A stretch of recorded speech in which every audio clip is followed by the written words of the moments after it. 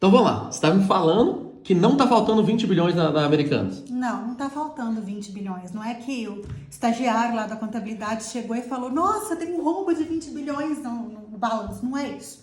Na verdade, os 20 bilhões estão lá. A questão é que ele estava sendo lançado em contas diferentes. Deveriam ter sido lançado numa conta e foi lançado numa outra conta. Como é que lança em conta diferente? Me explica esse negócio. Pois é, como é que funciona isso?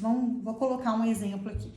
Vamos supor que a Americanas, ela comprou 5 milhões de reais em computadores, ok? E aí, né, do fornecedor XPTO. Ok. E aí ela comprou outros 10 milhões de outros computadores, outros eletrodomésticos, né? Estoque dela, né? Outras coisas referente ao estoque dela do ZPTO. Até esse volume aqui dá os 20 bilhões, ok? E aí o que acontece? Ela chega lá vamos supor que ela chega lá no fornecedor XPTO e fala assim: ô fornecedor XPTO, eu quero comprar 5 milhões em computadores, mas quanto é que você divide isso aí pra mim? E o XPTO, ele tem um limite até onde ele pode parcelar essa compra. Então o XPTO fala o seguinte: olha, Americanas, pra você eu posso dividir 6 vezes.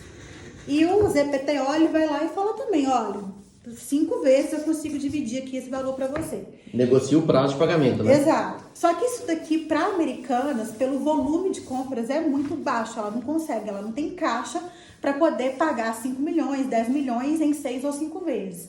Então, qual que é o recurso que ela tem? Ir para o banco, né? Então, ela vai lá no banco e vai fazer um empréstimo, né? Um empréstimo financeiro, né? De 20 bilhões, para que ela possa financiar esse estoque dela. Aumentar esse prazo aqui. Exato. Então, o que o banco fala? Olha, então beleza, isso aqui eu vou dividir para vocês de 48 vezes.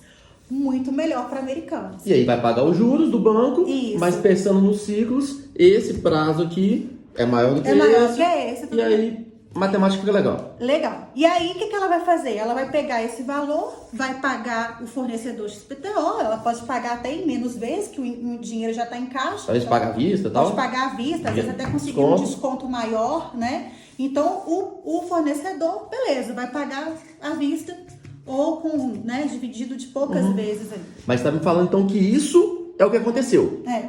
E aí, na real, né? Mas não era assim que estava no balanço. No balanço, não estava assim. Me mostra os balanços então. Vamos lá. No balanço, era para estar lançado que existia um empréstimo junto ao banco nesse valor aqui. E isso não estava sendo lançado no banco dessa forma. Você estava me explicando antes até ativo financeiro, ativo operacional, o que é essa diferença? Muda a cor aqui para poder fazer o balancinho pra gente. Tá, como funciona o balanço então, né, gente? Vamos fazer uma coisa bem simples, né? Pessoal que não entende contabilidade, eu custei entender isso aqui. Mas vamos lá. O balanço, ele é dividido em ativo e passivo, né? Onde a gente tem os ativos financeiros da empresa, que é caixa, banco, dinheiro que ela tem disponível, tá? E ela tem também os passivos financeiros, que são justamente esses empréstimos que ela adquire junto ao banco, ok? A gente também tem os ativos operacionais da empresa, que é o estoque, é o computador que ela comprou, é o eletrodoméstico que ela vai vender. É nessa hora que a turma vai desligar o vídeo, hein? Não desliga não, porque vai entender o que aconteceu, né? É, isso aí. E o passivo operacional. O passivo operacional, que é justamente os fornecedores. Então, aqui no passivo operacional, a gente vai ter uma conta da XPTO, da ZPTO, se ela tivesse comprado esse valor aqui. Devendo aqui, né? Devendo. Quanto mais eu devo fornecedor, mais cresce isso. Esse pedaço aqui. E aqui a gente tem outras coisas, né? Que aqui a gente tem o ativo imobilizado da empresa, que são, né, assim, a sede da empresa, os carros, caminhões, as máquinas, enfim, tudo aquilo que ela tem de bens materiais. E o PL, que é justamente onde fica o capital próprio da empresa, ou seja, toda a questão referente aos investidores, aos aportes que os investidores fizeram, os lucros acumulados da empresa, é isso daqui que, na verdade, é negociado em bolsa e tudo mais. E o que você estava me falando que o esquema da Americanas, na hora que está faltando 20 bi, é que o lançar diferente muda o tamanho de cada caixinha aqui, e aí você vai mostrar Isso, então, como que é, como que estava, a diferença, né? Então, assim, como estava lançado? Ela estava lançado com um passivo operacional muito grande.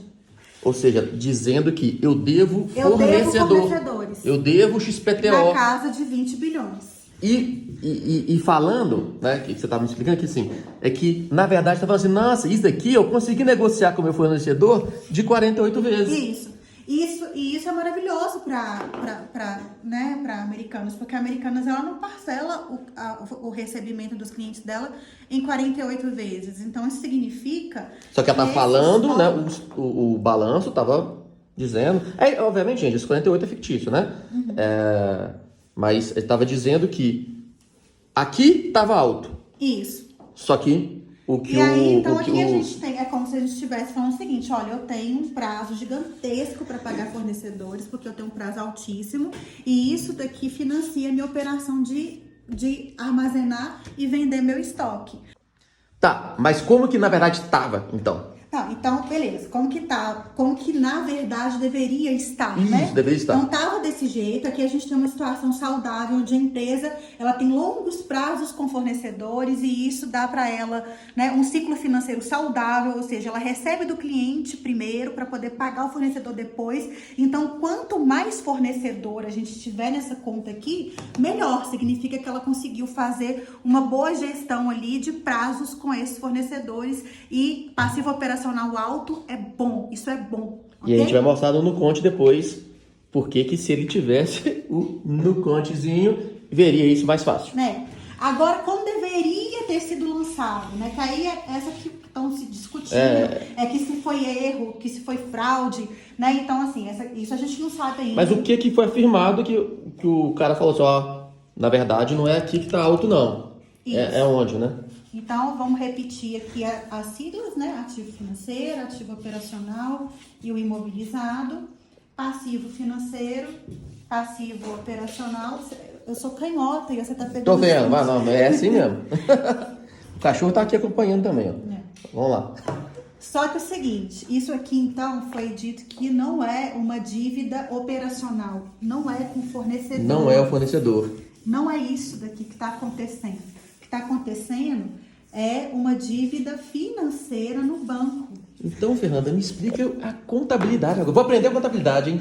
O que significa que, na verdade, não é uma dívida com o fornecedor, é uma dívida com o banco? Então, não é que esses 20 bilhões sumiram, ou ele apareceram, ou tá faltando, não sei o quê. A gente tem só de mudar de caixinha. A gente tem que mudar de caixinha, né? Então não muda nada, pô. Então a gente vai precisar de esvaziar essa caixinha do passivo operacional e joga fora? Colocar ela no passivo financeiro, porque na verdade é uma dívida bancária, né? Então agora a gente vai ter que aumentar esse passivo financeiro, né? E apertar o operacional aí, né? E apertar o operacional. Então ele tava grandão. A diferença, né? Apertou. Beleza. E aqui a gente aumentou ele a ponto. Tinha pouco passivo financeiro. Né? Vamos tentar aqui repetir. Vou dar um zoom aqui, ó. Situação. O Tucano tá acompanhando ali também. Né? Então, olha só. Agora a gente tem uma dívida financeira maior do que a disponibilidade de caixa da empresa. Isso daqui é que começa a ser prejudicial para a empresa. Porque aqui a gente está falando o seguinte, que quem está bancando a operação da Americanas com estoque, armazenamento, venda e tudo mais, não é o fornecedor, é o banco. E isso coloca a situação da Americanas numa situação do ponto de vista... Pior do que estava aqui, né? Pior do que estava ali. E do ponto de vista de investimento, de liquidez, preocupante. A empresa, nessa ocasião aqui, ela não está uma empresa, assim, prestes a quebrar, mas numa situação muito mais inviável do que aqui. Isso. Aqui a gente tem uma situação saudável. A empresa tem caixa. Assim, mais saudável do que aquela, né? Ela é autofinanciada pelo fornecedor. O fornecedor não é com juros, né, gente? Então a gente tem que pensar assim, quando a gente parcela com o fornecedor, esse fornecedor ele vai dividir em parcelas sem juros. Por isso que é bom a gente ter prazos com o fornecedor. Agora no banco não, o banco tem despesas financeiras, né, que não estavam também sendo reconhecidas, e isso também é outra coisa que prejudica o resultado da empresa. Vamos ver agora também, lá no Conte, como que ele conseguiria ver isso melhor? Bom, se a gente estivesse vendo isso graficamente, né, no Nuconte a gente consegue ver através desse gráfico, onde a gente tem o saldo de caixa favorável, positivo, e a situação operacional da empresa como sendo super saudável. Então esse recorte aqui Representa essa operação saudável, onde a empresa se autofinancia. Quando a gente reclassifica as informações ali, né, que é esse caso aqui, a gente vai para uma situação que é um pouco mais desconfortável, né? Então a gente sai de uma situação altamente saudável para uma situação complicada, onde a empresa, na verdade, ela precisa de um financiamento que não é só através do caixa, né? Porque olha só, ela precisa de dinheiro mais do que ela tem. Então a gente precisa pegar dinheiro do banco para poder financiar. e isso impacta o ciclo financeiro e tal, e o financiamento da empresa, que ela vai precisar de grana para poder rodar a operação dela. Isso aí. Se tivesse no Conte, veria melhor. Né? E tem a questão da auditoria, que você estava mostrando também, que tem umas regras que pode acusar, né? Aqui no Nuconte, por exemplo, se eles usassem no Nuconte, né? A gente poderia ver que o peso de fornecedor estava muito alto em relação ao total do ativo, por exemplo, né? Então, assim, e isso a gente poderia, né? Isso e outros tipos de auditoria poderiam ser possíveis de pegar essa divergência. Ia acusar ali. Então, no Conte, valorize sua contabilidade. E quem não tem já balanço e tudo mais, a gente transforma isso para você. É ou não é? Isso aí. Você entendeu agora? Eu entendi. Valeu!